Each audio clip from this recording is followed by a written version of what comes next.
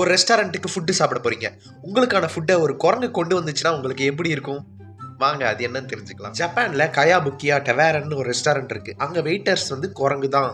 வர கெஸ்ட்டுங்களுக்கு ஃபுட்டு பரிமாறுறது, அவங்க டேபிள கிளீன் பண்றது, அவங்க கை கழுவுனா டவல் அவங்களுக்கு கொடுக்கறது, இது எல்லாமே குரங்கு தான் பண்ணுது.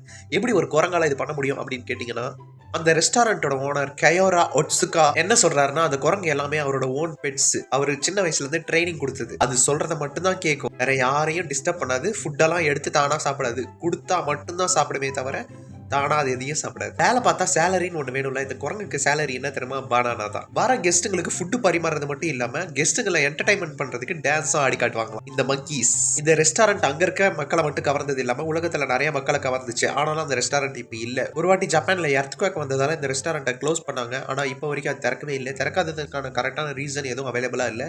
ஸோ இந்த வித்தியாசமான ரெஸ்டாரண்ட்டை பத்தி இந்த வீடியோல தெரிஞ்சுக்கிட்டோம். அடுத்த வீடியோல வேற ஏதாவது பார்க்கலாம். பாய்.